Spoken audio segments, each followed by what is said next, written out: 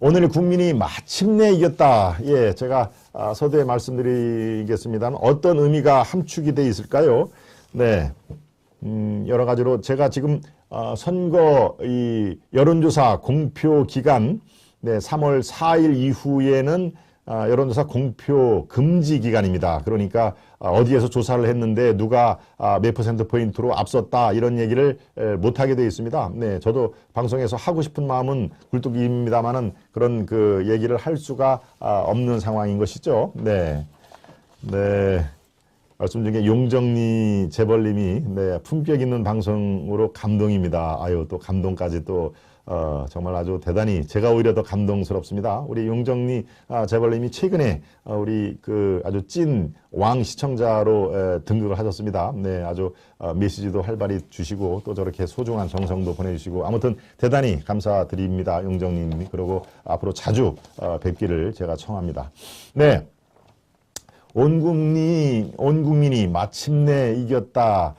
여러 가지로 오늘 6시 또 이 확진자 포함해서는 7시 반까지는 계속 투표 행위가 이어지니까 이렇게 제가 함부로 얘기를 못하는 상황입니다만은 글쎄요, 아마 우리 시청자 여러분들 중에서는 대략 반 이상이 아마 정권 교체를 이렇게 염망하는 분들이 상대적으로 더 많을 걸로 저는 추산을 하고 있습니다. 네, 우리 시청자 여러분 그 정치 성향을 제가 일일이 다 조사를 하거나 그럴 수는 없는 노릇이니까요. 되게 반 이상은 아마 정권 교체를 염망을 할 것이다. 그리고 또 저 스스로가 제가 이른바 6개월 전에 저희 아시아투데이 방송을 제가 이쪽으로 와서 개국을 했죠. 이제 딱 6개월 만에 9만 5천 명 구독자니까 상당히 그 빠른 속도로 발전한 것만은 사실입니다. 그게 다 여러분들 아주 지지와 응원 덕분인 거 제가 여러 번 감사의 말씀을 드렸는데요.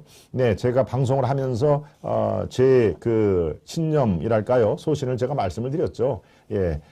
지금 정권 교체냐, 이른바 정권 재창출이냐라고 할 때 저는 이 대한민국 제가 방송하는 이유도 더 나은 대한민국, 더 나은 우리 사회를 조금이라도 제가 미래에나마 도움이 되고자 방송을 하는 그게 소신이다라고 말씀을 드렸는데 지금 대한민국의 미래를 위해서는 지금 이 시점에서는 정권을 교체하는 게 맞겠다라는 제 생각을 갖고 있습니다라고 제 방송 중에서도 제가 이렇게 공개적으로 말씀을 드렸습니다. 그러니까 아마 저희는 정권 교체면은 아마 이재명은 별로 안 좋아하는 모양이야. 우리는 이재명 편인데 라고서 방송 한두 번 보다가 아마 도망가셨을 가능성이 꽤 있을 텐데요. 그렇다고 애매하게 제가 방송을 진행하고 싶지는 않습니다. 딱 그렇게 기계적인 중간자지요. 딱 여기 요만큼 얘기하고 여기 요만큼 얘기하고 누구한테도 책 잡히고 싶지 않아 가지고 정말 기계적인 균형으로 방송을 하고 싶지는 않습니다. 제 소신이라든가 이런 것들이 지금 대한민국을 위해서는 정권 교체가 필요하다. 그게 꼭 무슨 특정인을 지지해서가 아니라 저는 한 번도 특정 정당의 이 정당원으로 당원으로 가입한 적이 한 번도 없는 동아일보 등에서 제가 30년을 언론인 생활을 하고 있었기 때문에 바로 그렇습니다.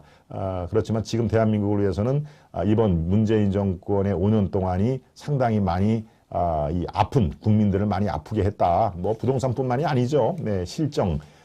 문재인 정부 실정 중에 가장 큰 거는 저는 국민을 딱 두 동강이 낸 거, 자기 편, 자기 진영이 아니면 다 적으로 몰아서 국민들을 갈기갈기 찢기고 하는 것이 그거는 참 해서는 안 될 행동이었다. 가장 아픈 구석이 그거였습니다. 그러니까 이런 지금 이 중차대한 상황에서 정권 교체가 반드시 필요하겠다라고 하는 게 제 소신이고 실제로 방송에서 그게 많이 녹아 있을 겁니다. 자, 그런 의미에서 오늘 국민이 마침내 이겼다라고 하는 제 메시지는 아마 정권 교체를 염망하는 분들에게는 내일 아침이 그야말로 눈 뜨고 싶지 않은 아침이네라고 정말 달갑지 않은 아주 쓰디쓴 약을 먹은 것처럼 그런 아침이 되지는 않을 것 같다로 제가 말씀을 드립니다. 정권 교체의 가능성이라든가 이런 것들이 지금 상당히 매우 높은 상태라 최근에 어제 그저께 이렇게 한 2, 3일 내에 나온 이 공표는 되지 않지만 당에서라든가 이런 건 계속 지금 여론조사를 하고 있거든요. 그리고 이 1,000명 이런 게 아니라 3,000명, 4,000명 이런 그 모집단도 훨씬 크기 때문에 상당히 네, 이 신뢰도가 굉장히 높은 그런 상황인데요. 네, 그런 의미에서 정권 교체를 염망하는 우리 많은 시청자 여러분이라든가 유권자 여러분이 오늘 밤에는 상당히 아주 그렇게 기분 나쁜 상태에서 기분이 아주 울분에 차 있는 상태에서 주무실 가능성은 매우 적다라고 제가 여러분께 그 설명을 드리겠습니다. 물론 뭐 정치는 생명이고 지금 계속 투표가 이루어지기 때문에 이른바 이변이 일어날 수도 있고 그거는 뭐 정말 우리의 그 범위를 벗어난 것이죠. 네, 그렇지만 지금 현재까지의 흐름 그리고 이 선거 여론조사 공표 금지 기간에 나타난 네, 그 당이라든가 위각단체에서의 그 여론조사 흐름은 이 정권 교체를 원하는 많은 그 국민들이 오늘 밤 또는 내일 새벽에 상당히 흐뭇한 표정을 지을 가능성이 매우 높은 상황이다라고 제가 그 분위기와 이 흐름을 네, 전해드립니다. 네, 정권 교체 사실 정권 교체를 된다 해서 뭐 전 국민이 다 기뻐하지는 않겠죠. 그야말로 지금 진영 싸움이 엄청나게 지금 갈라지는 상황이니까요. 그렇지만 제가 말씀드린 대로 지금 공표 금지 기간의 여론조사 흐름이라든가라고 종합적으로 판단을 할 때 정권 교체가 매우 유력한 그런 상황이다까지 제가 말씀을 드리겠습니다. 뭐 요새 최근에 저한테 이 전화라든가 문자 메시지를 굉장히 많이들 보냅니다. 어떻게 되는 거냐? 이게 도대체 깜깜이 상황인데 최근 하루나 이틀 전에 그런 그 소식이 있으면 좀 알려줘라 라고 뭐 선배 뭐 친지 이런 분들이 굉장히 저를 많이 이렇게 연락을 해오시는데 네. 지금 상황에서 제 말씀을 이렇게 반출을 하면은 이게 김 박사가 그런 의미에서 얘기를 한 거구나 그런 의미에서 썸네일 제목을 붙였구나 라고 하는 것을 네. 예, 부정선거 정치 방역을 외치신 분들이 결국은 승자입니다라고 예, 어느 분이 보내주셨네요. 네,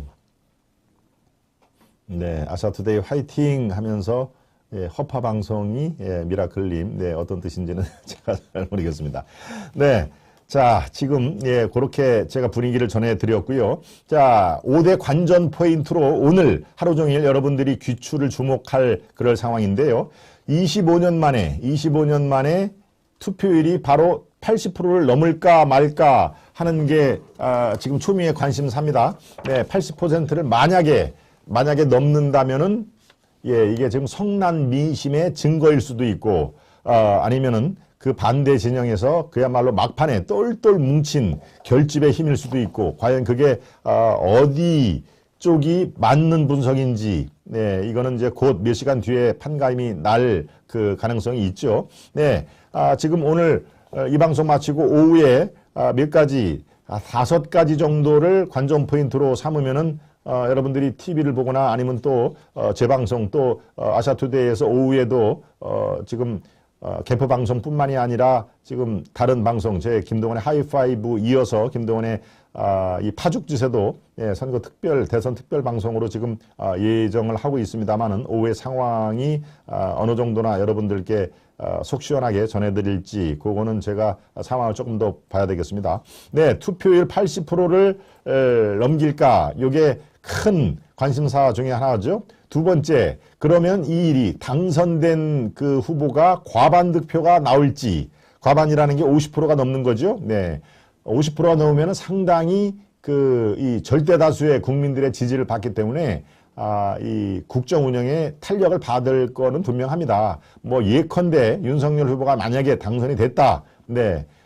그러면은 50%를 넘게 되면은 만약에 국회에서 180석을 갖고 있는 여당이라 할지라도 국민들의 그 힘, 예, 국민들의 그 여망 이런 것을 무시를 못하는 것이죠. 함부로 국회에서는 물론 뭐 여러 가지로 아마 곤욕스러울 겁니다.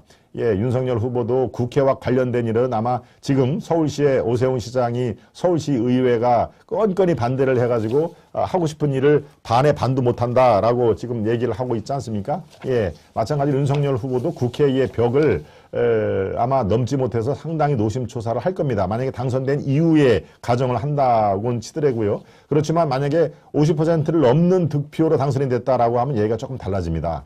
네, 야, 국민의 50% 이상을 지지받는 대통령이다. 그러면은 국회에서도 그렇게 일방 독주를 할 수가 없는 상황이 돼버리는 것입니다. 그러니까 그것도 당선이 되더라도 50%를 넘느냐, 이것도 상당히 여러분들께서 의미심장하게 지켜볼 필요가 있는 대목이고요.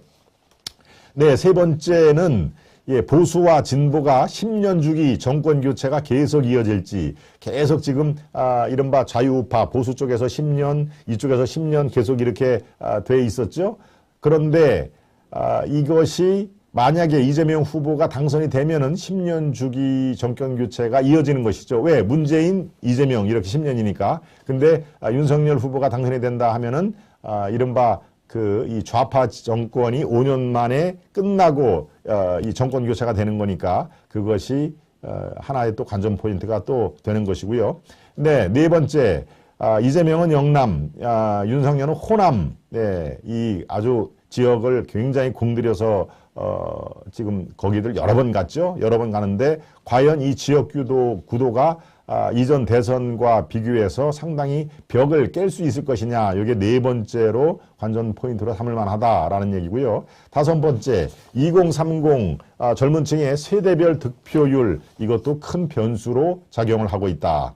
네, 이렇게 다섯 가지 관전 포인트로 여러분들께서 이렇게 갈라치기, 그러니까 가지치기로 해서 보시면은 이따가 뭡니까? 이제 7시 반부터 이 출구조사부터 해가지고 이제 계속 나올 거 아닙니까? 계속 나올 때 관전 포인트 맥을 짚는데 상당히 도움이 되겠다라고 하는 그런 의미입니다. 네. 자, 18대 19대 대선 투표율, 득표율을 한번 보시겠습니다. 표를 한번 보여주시고요. 네. 18대 투표율은 75.8, 19대 바로 직전이죠. 문재인 대통령이 할 때는 77.2. 그러니까 다 70대 중반이었습니다. 75, 77. 바로 오늘 7시 반에 끝나는 투표가 과연 80%를 넘을지, 앞에 8자가 들을지, 이게 상당히 중요한 그 포인트 중에 하나라고 제가 말씀을 드렸죠. 득표율을 한번 볼까요? 박근혜 당선될 때 51.5. 네, 그러니까 과반이 넘어서 상당히 국정 초반에, 물론 나중에는 뭐 탄핵이라든가 아주 그 씻을 수 없는 그 역사의 한 페이지를 장식을 했지만, 예, 출발 자체는 51.5로 상당한 탄력을 받았죠. 네, 그 당시에 문재인 득표율은 48.02%입니다. 네.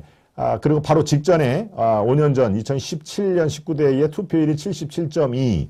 예, 18대보다도 조금 약 1.4% 올라간 것이죠. 네. 이때 문재인, 홍준표, 안철수, 유승민, 심상정 이렇게 5명이 출마를 했는데 문재인이 41.08%로 당선이 됐죠. 오히려 문재인 후보는 그 이전에 18대보다도 48에서 41로 줄어들었습니다. 네, 후보가 많이 나온 것도 나온 거지만 이 절대 다수가 지금 문재인 지지를 7%가 지지율이 빠졌기 때문에 상당히 이때 문재인으로서는 당선이 됐지만 썩 그렇게 유쾌한 그 상황은 아니었던 것이죠. 왜?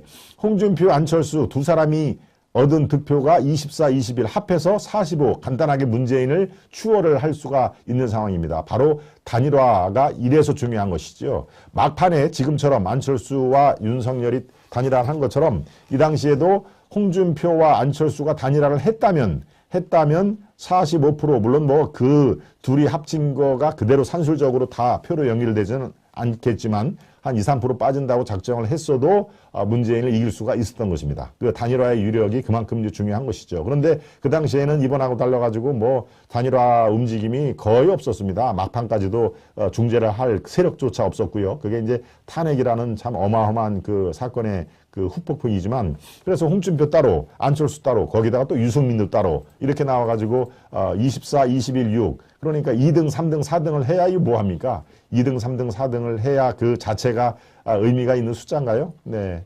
떨어지는 건 그야말로 승자 독식주의 아닙니까? 이 대통령 선거라는 것은. 예, 그러니까 문재인 대통령이 이렇게 잘 국정을 이끌어 왔으면야 지금 이런 얘기가 안 나오는데 5년 동안 제가 말씀드린 대로 국민을 참 이렇게 갈기갈기 찢겨오는 그런 원죄가 있고 또 부동산은 뭡니까? 28전 28패 아닙니까? 28번 대책 이게 참 기네스북에 올릴 그런 그 얘기 아닙니까? 그러니까 바로 이번에 그 대선이 시대정신이 정권교체였다라고 하는 그런 많은 분들이 불특정 다수 많은 분들이 그렇게 지적을 하는 것이죠. 네, 최종 득표율 80%, 또 과반 득표자까지 말씀을 드렸고요. 10년 주기 정권 교체에 대해서 10년 주기 정권 교체 여러분 뭐 다 아시겠습니다. DJ부터 시작을 할까요? 네. 김대중 대통령, 그 다음에 노무현 대통령, 이회창 후보가 다 한 번은 DJ한테 졌고, 한 번은 노무현한테 졌고, 그래서 거의 대통령 그 청와대 근처까지 갔다가 불로를 삼킨 대표적인 정치인이 이회창 아닙니까? 네. 그러니까, 네, 김대중과 노무현, 이게 지금 이제 5년 해서 이른바, 그들은 참 진보 세력으로 부르는 걸 되게 좋아합니다. 좌파라고 하면은 별로, 좋아하지는 않습니다. 왜 진보하면은 뭔가 좀 세련되고 앞으로 나가고 하는 그런 것들이 있기 때문에, 상당히 오히려 진보 세력으로 불러달라라고 얘기를 하죠. 진보 정당으로. 네, 근데 그렇지만 저는 대한민국의 진정한 진보 정당은 없다. 네, 정의당도 마찬가지지만, 진보 세력을 대변하는 그리고 매 사안 정책마다 진보성을 띠는 그런 진보 정당은 없다. 네. 더불어민주당도 사실은 뜯어보면은 보수라든가 이런 색채가 더 강하지 결코 진보라고 저는 보지를 않는 그런 그 분석가입니다. 네. 바로 자 10년을 했죠. 그 다음에는 어떻습니까? 이른바 보수 우파 쪽으로 넘어와가지고 MB 그 다음에 박근혜 이렇게 10년을 했죠. 그 다음에 다시 또 좌파로 가가지고 문재인 정부가 왔기 때문에 이번에 이재명 후보가 되면은 10년 주기설이 딱 맞아 떨어지는 거지만 네, 윤석열 후보가 되면은 10년을 채우지 못하고 바로 5년 만에 정권 교체가 된다라고 하는 그런 말씀을 드립니다. 네. 이재명 영남, 윤석열 호남 득표율. 네, 지난번 박근혜 대통령이 호남에서 두 자리 숫자 10%를 달성을 해가지고 상당히 이제 호남에서도 무려 두 자리 숫자가 이른바 박근혜를 지지했네라고 그 당시에도 매우 의미 있는 기록이었는데 이번에 윤석열 후보의 호남 득표 목표치는 25%입니다. 25%. 25%를 잘하면 달성이 가능하겠다. 그리고 20%는 무조건 된다라고 지금 제일 야당에서 얘기를 하는데 이재명 후보가 고향이 영남이죠. 안동이기 때문에 TK에서 지금 20%가 나옵니다. 그래서 이재명 후보는 TK에서 30% 득표를 목표를 하고 윤석열 후보는 호남에서 25% 득표를 목표로 하는데 과연 이들 양강 후보가 영호남에서 자신들의 그 목표치를 달성을 할지 여부를 지켜보는 것도 여러분들 상당히 관전 포인트로 삼을만 하다는 점 말씀을 드립니다. 네. 네, 여러분들 지금 중간에 많이 들어오시는 중입니다. 네, 여러분들 서두에 제가 말씀드린 대로 네, 지금 여러분들 깜빡하신 분은 구독과 좋아요를 눌러주시는 게 지금 저와 또 김동원의 하이파이브를 가장 쉽게 도울 수 있는 방법이니까요. 여러분 특히 좋아요를 많이 눌러주시면은 우리가 함께하는 지금 여러분과 함께하는 우리 방송이 쭉 더 많은 분들에게 다가갈 수 있으니까 좋아요를 살짝 눌러봐 주시기 바랍니다. 또 한 가지 대선 징크스가 있습니다. 대선 징크스.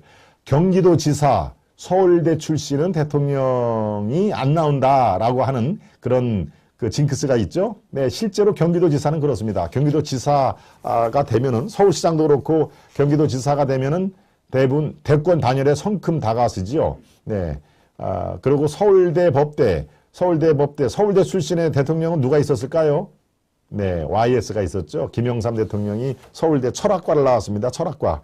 그러니까 서울대 법대 커트라인이 한때 가장 높았다는 서울대 법대 출신 중에서 대통령이 한 명도 배출되지가 못했었죠. 가장 근접까지 갔다가 분루를 삼킨 사람이 바로 제가 말씀드린 이회창 그 총재 아니었습니까? 네, 그런데 이번 대선 징크스는 반드시 깨지게 돼 있다. 네, 절대 경기도지사 또 서울법대 출신은 대통령이 안 된다라고 하는 그런 징크스가 있는데 어차피 지금 둘 중에 한 사람이 뭐 유력한 거 또 제가 유력을 넘어서 어느 후보가 지금 거의 되는 분위기다라고 제가 행간의 이 의미를 제가 살짝 전해드렸습니다만은 네, 바로 이재명이 만약에 된다 하면은 경기도지사 출신 중에서 첫 대통령이 되는 것이고요. 예, 윤석열 후보가 당선이 되면은 서울법대 출신 중에 지금까지 한 번도 징크스가 있어서 안 된 서울법대 출신 중에 첫 대통령이 되는 것이죠. 네, 경기도지사는 뭐 지금까지 대선 그 유력 후보가 많았습니다. 대표적인 사람이 이인재, 또 손학규, 김문수 이런 분들이 다 경기도지사를 하면서 대권에 후시탐탐 늘었습니다만은 번번이 다 탈락을 하고 예선 그 당내 경선에서 불루를 삼켰죠. 네, 손학규 후보는 이번에 대선에 출마 선언을 했습니다. 네, 마지막으로 승부를 걸겠다 하고서 대선 출마를 했는데 불과 한 달도 못 갔습니다. 대선 스스로 출마 포기 선언을 했죠. 네, 돈과 자금, 자금과 하여튼 그 조직이 있어야 됩니다. 조직도 물론 돈에서 나오는 것이죠. 기본적으로 자기가 쓸 돈이 있고 그 뒤에 이제 뭐 모금을 하든가 이렇게 되는데 이른바 돈 하나도 없이 단기 필마로 출마를 선언한다 그러면 사람이 붙지를 않습니다. 왜냐고요? 네, 여러분들이 캠프라는 거를 뭐 경험을 해보신 분도 계시겠지만 캠프에 가면은 월급이 나오는 게 아닙니다. 돈이 나오는 게 아니라 다 자기가 스스로 해결을 해야 됩니다. 물론 점심은 이제 같이 이렇게 우르르 몰려가서 누가 이제 계산하거나 뭐 이런 게 있기 때문에 점심값만 안 든다 뿐이지 그쪽에서 나오는 활동비라든가 이건 따로 고정급으로 나오는 게 한 푼도 없습니다. 예, 캠프라는 게 원래 그렇습니다. 그러니까 자기 돈 쓰고 시간이 좀 그러니까 시간과 뭡니까? 돈이 조금 있어야 캠프 활동도 하는 거죠. 지금 목구멍이 포도청이다라고 하면은 캠프에 그렇게 서너 달 가서 일을 할 수가 없는 상황입니다. 돈을 따로 나오는 그런 게 옛날 같으면은 그야말로 뭐 차떼기라든가 이런 게 있어가지고 돈을 뭐 몇백억이 캠프에 막 뿌려지고 그래서 각 팀마다 뭐 마음대로 이렇게 카드 쓰게 하고 돈을 또 수고했다고 뭐 차비라도 하다고 뭐 수십만 원씩 수백만 원씩 주고 하는 그런 게 한 20년 전 예. 가장 빨리 잡아도 한 15년 전에는 그런 게 왕왕 있었습니다. 정말 호랑이 담배 먹던 시절이죠. 이른바 정치 자금이 횡행했던 때는 그런 게 굉장히 있었는데 요즘에는 그런 것들이 씨가 말랐습니다. 전혀. 그리고 잘못하면은 뭐 쇠고랑을 차는 상황이기 때문에 캠프라는 게 그렇습니다. 손학규 얘기하다가 그랬군요. 손학규 후보가 대선에 출마하겠다라고 얘기를 했는데 누가 주변에 도와주는 사람이 있어야죠. 네. 뭐 돕겠다. 정말 당신 같은 사람이 대통령이 돼야 된다. 돕겠다라고 하는 사람들이 막 밀려오고 또 자금도 후원금도 막 들어오고 라고 해야 그게 캠프가 운영되는 건데 그런 게 전혀 없어가지고 한 달 정도 있다가 도저히 안 되겠습니다. 대선 포기를 했죠. 손학규 후보가. 예, 바로 지금 이인재, 손학규, 김문수 모두 경기지사 출신 중에 바로 이렇게 대통령이 나온 사람이 한 명도 없었다. 서울법대도 마찬가지다. 네. 네, 오늘 국민이 마침내 이겼다라는 그 제목의 어차피 오늘 대선 특집이니까요. 이거를 중점적으로 말씀을 해드렸습니다. 물론 지금까지도 여야는 서로 자신들이 이긴다라고 장담을 하고 있습니다. 이재명 측에서는 우리가 1.5% 승리를 한다. 라고 지금 얘기를 하고요. 윤석열 쪽에서는 최소한도 10%포인트 우리가 승리를 할 것이다 라고 서로 장담을 하는데, 글쎄요. 이 민주당에서는 1.5, 윤석열 쪽에는 10%포인트 상당히 큰 차죠. 그러니까 제가 아까 서두에 말씀드린 지금 여의도 정치권의 그 흐름, 분위기는 바로 저렇다. 그러니까 지금 민주당 내에서도 상당히 우리가 유리하게 전개되지는 않는다라는 것을 피부로 느끼고 또 제가 수치로 말씀을 아까 드렸지 않습니까? 네, 그러니까 지금 저 1.5, 10%에 담긴 그런 그 의미가 바로 저기서 나오는 것입니다. 예, 그렇다고 뭐 지금 너무 일희일비하거나 야 무조건 이제 정권 교체가 되는구나라고 이게 투표장에 안 나가거나 뭐 이런 그 돌발 상황이 벌어지면은 사실은 아주 막판에 예, 다시 또 역전이라는 그런 위기가 찾아올 수가 있으니까요. 예, 그래서 제가 상당히 조심스럽게 말씀을 드린 것입니다. 네, 박노진님, 초코님, 부처님, 네, 이승님, 김교식님, 빅토리님, 서순옥님, 황제님, 달빛소녀님, 네, 예, 많은 또 메시지를 보내주고 계십니다. 네, 두 번째 이슈로 가보겠습니다.